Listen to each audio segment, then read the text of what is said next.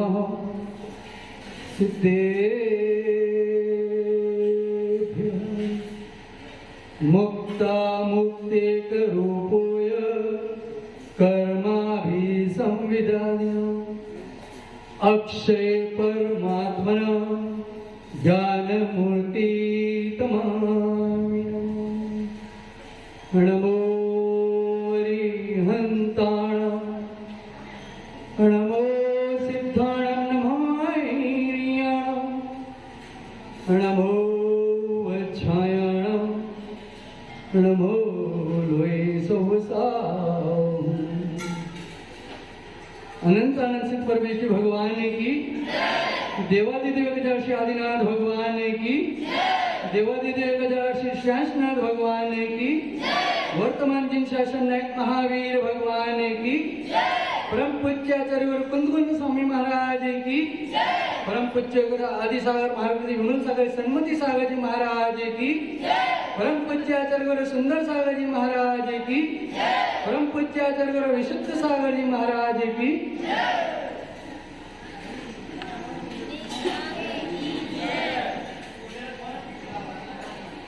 जिन जिन वाणी जिनेन्द्र वाणी सुन लो भैया जिन वाणी सुन लो भैया जिन वाणी अल्प बुद्धि से कर रहा हूँ स्तन तुम्हारा ही माता भूल क्षमा कर देना माता। जिन जिन वाणी जिनेन्द्र वाणी जिन जिन वाणी जिनेन्द्र वाणी सुन लो भैया जिन वाणी सुन लो भैया जिन वाणी छोड़ चलो ये संबंध सारे जो बंद कराने वाले हैं, जो बंद कराने वाले हैं। संबंध ही बंद काहे तू है, संबंध ही बंद काहे तू है। जिन जिन वाणी जिनेन्द्र वाणी सुन लो भैया जिन वाणी सुन लो भैया जिन वाणी।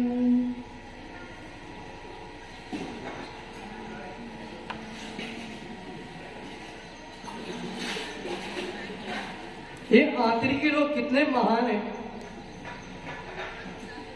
कि स्वयं तो पीछे बैठे हैं और पीछे आने वाले के लिए आगे जगह दे चुके हैं। इनकी महानता, इनकी उदारता शायद कहीं मिले ना ऐसे।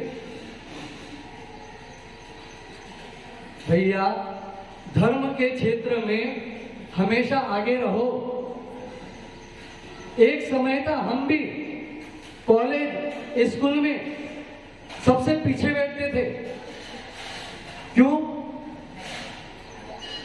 जिसको उधम करना होता है ना वो पीछे बैठता है। और धर्म क्षेत्र में आने पे जिस दिन हमें ज्ञान हुआ कि बस ये धर्म क्षेत्र एक ही ऐसा है जिसमें हम कुछ कर सकते हैं, बस हमने आगे बैठने की ठान ली। और जो आगे बैठता है एक दिन ऊपर आके बैठ जाता है। और आपको तो ऊपर आना है नहीं। किसको आना ऊपर? नरेश भैया कहा है? नहीं है। यशवंत भैया को आना है शायद। आना है? नहीं। हाँ, क्या करोगे ऊपर आके? मजा तो इसमें ही है। ये सब ज्ञान है, इसमें मजा नहीं है। आनंद तो इसमें है, छोड़ने में आनंद है। भोगी भोगता है और योगी छोड़ता है। भोग से योग की तरफ जाने में बहुत समय लगता है और योग से भोग में आने में समय नहीं लगता, पल भर में आ जाओगे। तो सोच लो हमें कहाँ बनना है, योगी की भोगी? भोगी तो हो ही, योगी बनो। हमें तो बनना नहीं है योगी, बाजू वाला बने तो ठीक है। सुनो, ग्रीष्म काल में किसी वृक्ष पर चकवा चकवी और उनका बालक बच्चा बैठा था। ग्रीष्म की तपन पड़ रही थी। चकवी के बच्चे ने कहा मुझे प्यास लगी है, मुझे पानी पीना है। तो चकवी ने कहा हमारे वंश में मात्र पुष्प नक्षत्र का ही पानी जो बूंद गिरती है प्रथम उसे ही ग्रहण करते हैं।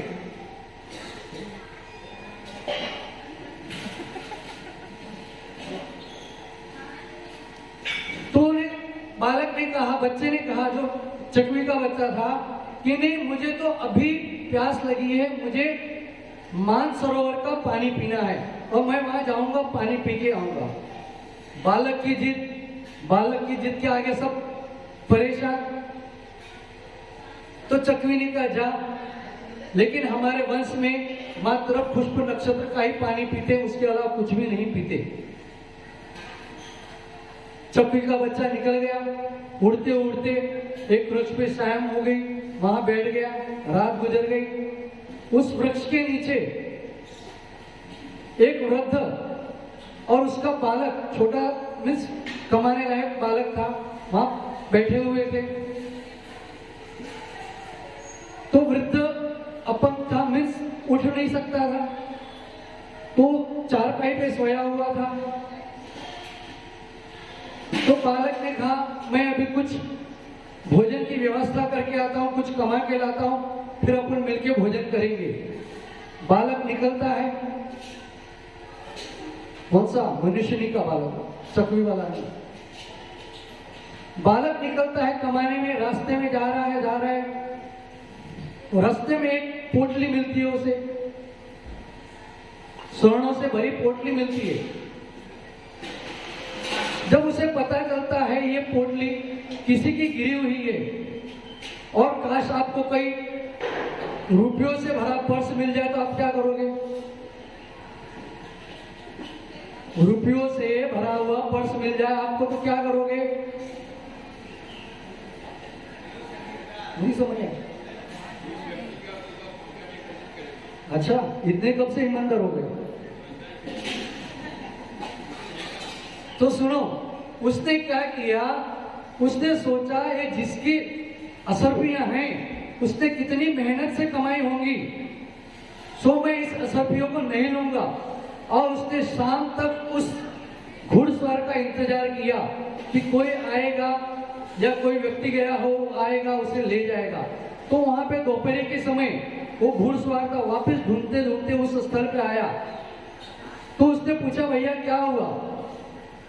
तो उसने कहा मेरा एक असरफियों से भरा थैली कहीं गिर गई है, मैं इसे ढूंढ रहा हूं। लेकिन उस बालक ने, मनुष्य के बालक ने उस थैली को देखा नहीं खोल के। उसने कहा क्या ये थैली है? उसने कहा यही है।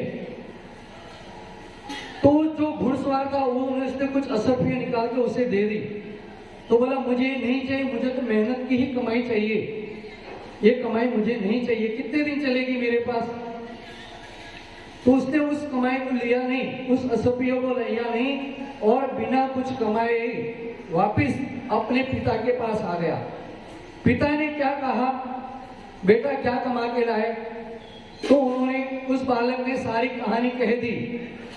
तो उस वृद्ध ने क्या कहा, बेटा आज तूने मेरे वंश की लाज रख दी कि जो गिरी वस्तु को तूने उठाई नहीं। जैसे एक चकवा चकवी होते हैं मात्र पुष्प नक्षत्र का ही पानी पीते हैं, वैसे तूने मेरी महावीर भगवान की लाज रख दी कि जो उस धन को तूने उठाया नहीं। वही कहा बात सुन रहा था ऊपर जो चकवी का बच्चा। तो उसने क्या सोचा, देखो मेरी वंश परंपरा की कहानी एक मनुष्य लोग भी गा रहे हैं, तो मैं क्या इतना नीच हूं जो कि मानसरोवर का पानी पीने जाऊं? इसका तात्पर्य यह है कि हम जब जैन कुल में जन्मे हैं, हमारा बालक कहीं कोई नियम ले ले तो घर पे जाके क्या बोलते हो, या महाराज जी से क्या बोलते हो? नहीं महाराज जी अभी छोटा है, क्या करे, इसे बाहर जाना पड़ता है, पढ़ने को जाना पड़ता है। तो ये नियम नहीं ले सकता। तो हम क्या करें, उस बालक के अंदर जैन धर्म की प्रभावना नहीं डाल रहे, उसका विरोध करा रहे हैं हम। यहां तो छोड़ो, कोई अधेड़ उम्र का व्यक्ति अगर उससे कहीं वैराग्य हो गया तो आप क्या करते हो, उसे रोकते हो कि नहीं? कहीं यशवंत भैया को वैराग्य हो गया और ये निकल चले संत के साथ, क्या करोगे आप? ये तो बोलने की बातें हैं। अच्छा, यशवंत भैया वैराग्य होके मुनि बनने की उनकी प्रबल इच्छा हो गई, कौन कौन राजी है? इस समय बैठे हैं कौन कौन राजी है? देखो, सब राजी है ना? हाँ, अब देखो, यशवंत भैया मुनि बनने जा रहे हैं, सब राजी हैं, लेकिन खुद को नहीं बनना है। खुद 80 साल के बुढ़े हो गए, ले हमें नहीं बनना। बने तो बाजू वाला बने, हमें नहीं बनना। इसलिए भैया, अगर किसी को वैराग्य भी आ जाए, चाहे जवानी में आए चाहे अधेड़ अवस्था में आए, उसे रोकने की कोशिश मत करना। ये भारी अंतराय कर्म का बंद करोगे आप। लेकिन हम रागवश उसे छोड़ना नहीं चाहते। यशवंत भैया अगर कई बीमारी का नाटक करके 8 दिन घर में सो जाए,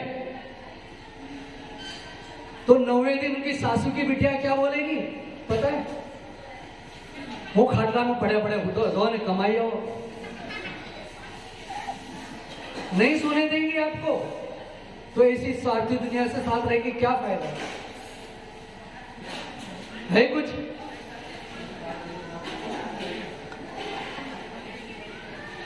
या कहीं यशवंत भैया निकल गए मुनि बनने, तो क्या बोलेंगे? भैया अभी अपनी उम्र क्या है? ये तो छोड़ो, कहीं 70 साल का बुढ़ा भी निकल गया तो क्या बोलोगे? अरे अभी उम्र क्या है तेरी, थोड़ा बुढ़ापे में जाना, थोड़ा बुढ़ापा आने दो, फिर धर्म कर लेना। और आएंगे कब महाराज जी के पास? अंत समय में। तब मुनि बन के क्या फायदा? क्या तपस्या कर पाओगे आप? अंजलि धर कर आहार कर पाओगे क्या? या खड़े होके अपनी जंगा बल से आहार लेगो क्या? तो जब अपनी इच्छा हो तब निकल जाओ, जब भाव बने। देखो, हम हमारी बात बोल रहे हैं, हम दुनिया की नहीं जानते। हमारे जब भाव बने, आज से 50 साल तक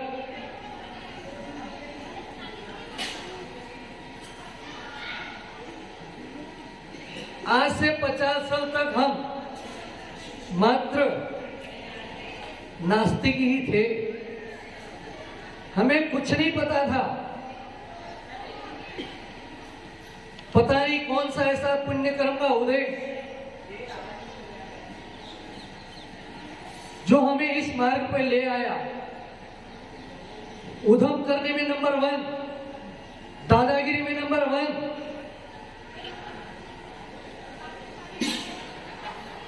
मंदिर नहीं जाते थे, मंदिर जाते थे कैसे करते थे? नीचे से ही क्रिश्चियन का क्रॉस बनाते थे, छुट्टी हो गए डरे। और आप तो सालों से पूजा कर रहे हो, लेकिन भाव नहीं बन रहे। मात्र इस थाली का उस थाली में पटक दिया, हो गया कल्याण। इससे कल्याण होने वाला नहीं है। रोज पूजा पढ़ते हैं, महामोक्ष फल प्राप्त है, फलम निर्पामिति। इसका क्या फल चढ़ाने से क्या मोक्ष मिल जाएगा? पुरुषार्थ तो करना ही पड़ेगा। आचार्य विशुद्ध सागर जी का सानिध्य प्राप्त हुआ हमें। मात्र उनकी एक वाक्य से हम अपना सब कुछ बदल चुके। आपको ज्ञान नहीं बदलना है, ज्ञान जो तुम्हारा अलग मार्ग पे जा रहा था, उस मार्ग को हमने बदल दिया। बस पहले हम यही सोचते थे, खाओ पियो मौज उड़ाओ, ऊपर जाके क्या सोचेंगे भैया नीचे कुछ आनंद नहीं लिया, सब आनंद यहाँ ले लो। ये हम ऐसे चारवाक मत नहीं जी रहे थे, लेकिन जब से हमें वितराग वाणी सुनने मिली हम बदल चुके।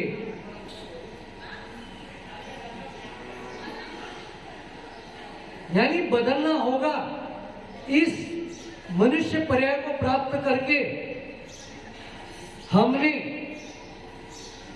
इस महाव्रत को धारण नहीं किया तो कुछ नहीं कर पाए हम। हमें कुछ भी नहीं आता था, लेकिन लक्ष्य एक ही बनाया था हमने कि महाव्रत को धारण करना है बस। उपयोग सोच पूरी उसी में थी। काम धंधा व्यवसाय सब बंद कर दिया, सब अपने पुण्य पे जी रहे, आनंद से चल रहे हम। और इतने आगे बढ़ गए, इतने आगे बढ़ गए, बस एक ही सोच थी कब स्टेज पे जाके बैठे। इसलिए जब भी किसी को वैराग्य के भाव आए उसे रोकने की कोशिश मत करना। इस वैराग्य के मार्ग पे बढ़ोगे तो तीन बातें आपसे होंगी। सर्वप्रथम जो आपके संबंधी हैं, हमें एक ही सिखाया गया था, जितने भी संबंधी हैं तुम्हारे वो सब तुम्हारे शत्रु हैं, है कि नहीं? कहीं आपके घर में मेहमान आ गए, यहां पे प्रवचन सभा चल रही थी 9 बजे, आपने क्या किया? मेहमानों के साथ गुजार ली, प्रवचन सभा में आए नहीं, तो कौन हुए आपके? अगर मित्र वो होता है जो बोले नहीं भैया आपके गांव में महाराज जी हैं, आचार्य जी हैं, आप भी चलो और हम भी आपके साथ चलते हैं प्रवचन सुनने, तो वो संबंधी तुम्हारा मित्र कहलाएगा। लेकिन ऐसा आजकल होता नहीं है। इसलिए इस मार्ग पे बढ़ोगे तो सबसे पहले आपका विरोध होगा, और इतना विरोध होगा कि पूछो मत। और दूसरी बात, इसमें भी तुम आप संकल्पित रहे तो उस दिन से जो संयम के मार्ग पे बढ़ रहा है उसका अपमान शुरू हो जाएगा। हर पल हर घड़ी आपका अपमान करेंगे।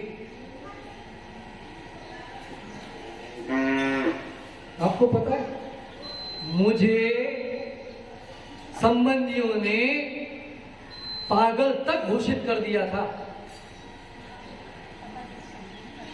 क्यों? मात्र इस वितराग शासन में प्रथम आने के कारण, आगे बैठने के कारण। लोग ऐसे हैं स्वार्थी, यानी दुनिया की आप सुनोगे तो आप कभी ऊपर नहीं आ सकते। जब मंदिर नहीं आता था तो यही लोग कहते थे क्या भैया मंदिर नहीं आते हो, और जिस दिन से मंदिर जाना शुरू किया तो यही लोग कहते क्या दिन भर में पागलों जैसा मंदिर में बैठे रहता है। बताओ किसकी सुनोगे आप? इसलिए किसी की सुनना नहीं है, सुनो सबकी, सुनो सबकी, करो ये पागलपन है। सुनो सबकी, करो आगम की। मन तो बोलेगा भटको, भटकते रहोगे। मन की मत सुनो, आगम की सुनो। आगम में क्या कहा है? आचार्य जी हमारे कहते थे, जो लेटे लेटे निकलता है वो कौन कहलाता है? लेटे नहीं समझो भाषा बहुत, जो लेटे लेटे निकलता है वो मुर्दा कहलाता है, और खड़े खड़े निकल गए तो मुनि कहलाएगा। हम खड़े खड़े निकले कि नहीं?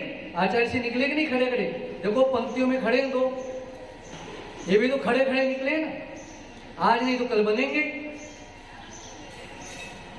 तो खड़े खड़े निकलना है कि मुर्दा होके निकलना है? देखो जब मर जाओगे ना, यही संबंधी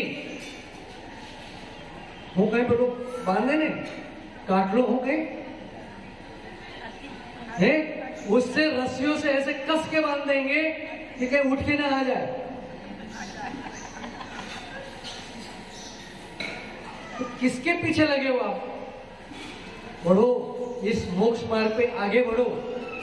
यही मोक्ष मार्ग आपको आगे जाके मोक्ष का द्वार दिखाएगा, मोक्ष की प्राप्ति होगी।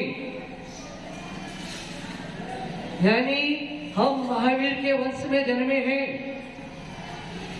और महावीर के वंश को लजाना नहीं है। मात्र एक मुनि पर्याय ऐसी है, महाव्रत धारण करो और कर्मों का निर्जरा करते हुए आगे बढ़ो।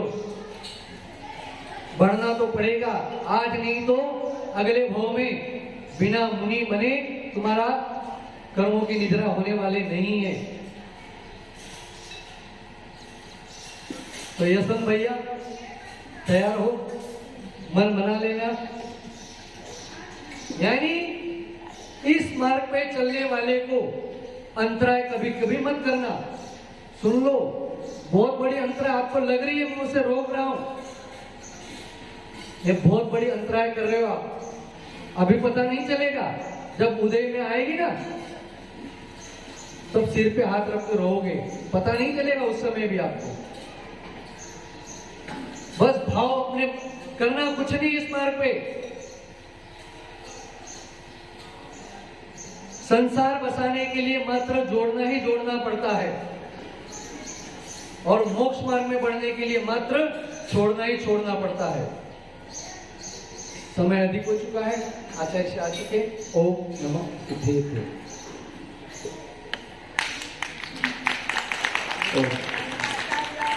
पूज्य मनुष्य ने आप सभी को संबोधित किया।